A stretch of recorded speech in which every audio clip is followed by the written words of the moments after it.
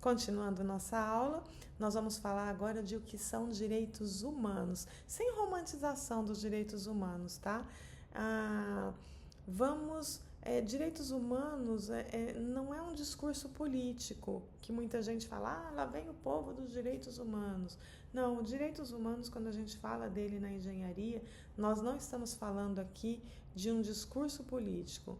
Eles são uma resposta histórica às maiores tragédias da humanidade. Então, quando a gente pensa em guerra, genocídio, escravidão, exploração, fome, desigualdade, nós estamos falando que quem buscava direitos humanos lutava contra todas essas coisas. Não é humanamente aceitável uma guerra, não é humanamente aceitável genocídio, escravidão, exploração das pessoas, não é humanamente aceitável que umas pessoas tenham comida na sua mesa e outras passam fome. Não é aceitável a desigualdade entre as pessoas. Então, direitos humanos são aquelas garantias mínimas para que as pessoas existam com dignidade. E eu quero que vocês entendam isso de uma forma bastante prática. Quando nós falamos de direitos humanos, nós estamos falando de direito à vida, direito à saúde, direito à segurança, direito ao trabalho digno, à igualdade, direito à privacidade, direito à alimentação, direito à água potável, a um meio ambiente equilibrado. Então não tem nada a ver com aquele conceito social de que os direitos humanos vêm para proteger um bandido numa luta num conflito com o policial. São conceitos completamente diferentes. Quando nós falamos de direitos humanos, nós estamos falando de garantias mínimas de uma vida saudável e equilibrada. Agora percebam, tudo isso depende diretamente da engenharia, mesmo que vocês não tivessem percebido isso até agora. Ou seja, não existe direitos humanos sem engenharia e, ao mesmo tempo, não existe engenharia sem risco de violação de direitos humanos. Gravem essa frase, gente. O engenheiro é um agente de poder e todo poder gera responsabilidade. O engenheiro ele vai decidir se uma fábrica tem filtro ambiental ou não, se uma máquina tem sensores de segurança ou não, se um software será transparente ou manipulador, se uma irrigação vai preservar o rio ou vai secar o rio, se um drone vai ser usado para produtividade ou para vigilância. Aí surge uma grande pergunta. O engenheiro está trabalhando para melhorar a vida humana ou apenas para aumentar o lucro de alguém? Percebe que na carreira de vocês mudam o mundo o tempo todo. E se o engenheiro está trabalhando para melhorar a vida de alguém ou apenas aumentar o lucro de alguém, essa não é uma pergunta filosófica. É uma pergunta que define que tipo de profissional você é. Consegue entender? Que tipo de profissional você vai ser? Você vai ser aquele profissional que decide pela dignidade da vida humana? Ou você vai ser aquele profissional que decide apenas pelo lucro empresarial e muitas vezes pelo seu próprio lucro? Agora eu vou entrar no que interessa, na vida real. Vou apresentar aqui para vocês alguns conflitos éticos mais comuns no exercício profissional.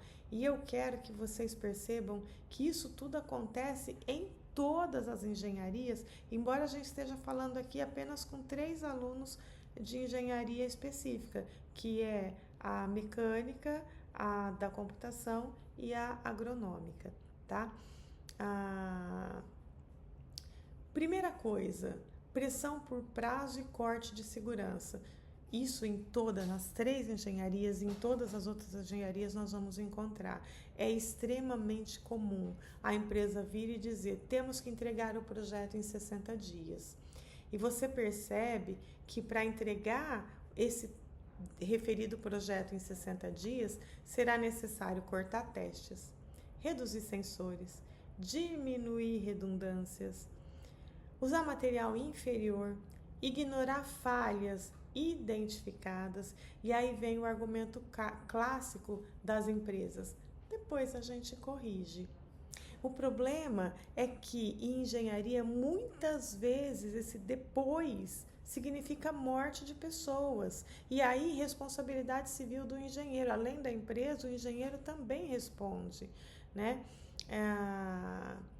Quando o engenheiro aceita cortar testes, ele está assumindo o risco que não será pago por ele, será pago pelo usuário final.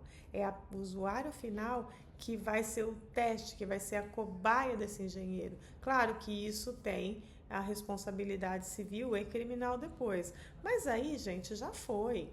Aí o usuário final já pagou o preço, que muitas vezes é o trabalhador, o consumidor e a própria sociedade. Tem o segundo conflito, que é muito comum, que é a tal da obediência hierárquica, ou seja, o chefe mandou. Esse talvez é o conflito mais cruel que o engenheiro tem que enfrentar, porque muitas vezes o engenheiro júnior sabe que algo está errado.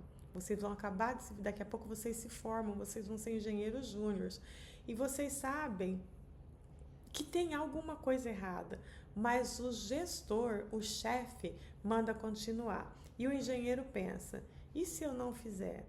Pô, minha primeira oportunidade de emprego, acabei de sair da minha formatura. Se eu não fizer, o emprego que eu mal comecei, eu já vou perder. E aqui entra uma verdade muito difícil. A ética exige coragem. E o engenheiro sem coragem pode se tornar uma ferramenta de destruição muito perigosa. Obedecer ordem, gente, não elimina responsabilidade. Não adianta depois que der ruim, que aconteceu alguma coisa errada, você vir dizer: eu só obedeci a ordem do meu chefe.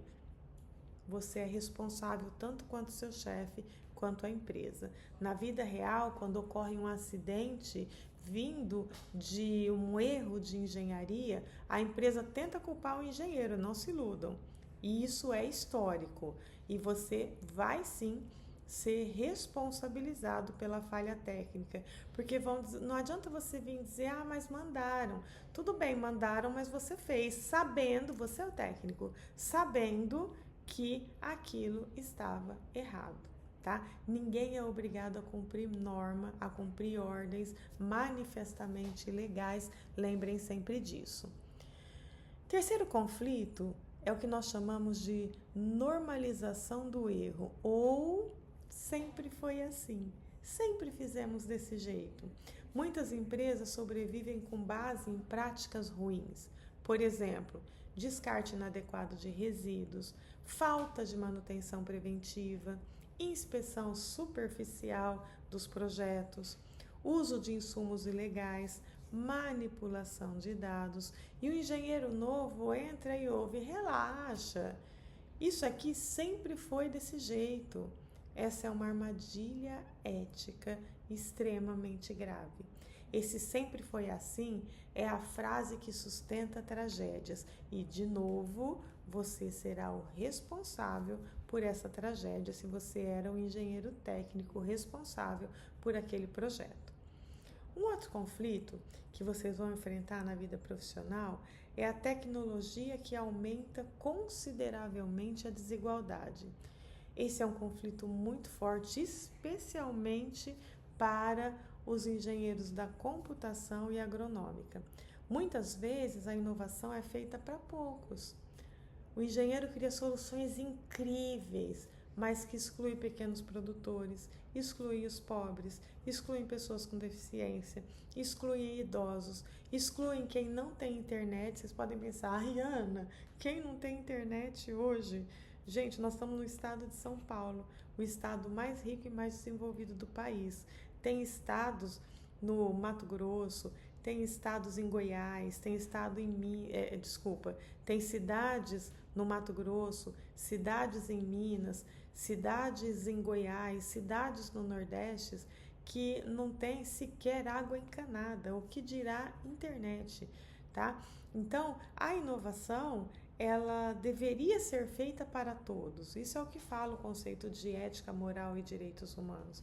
Mas tecnologia é cara e muitas vezes o desenvolvimento dessas tecnologias, elas não são para todos, tá?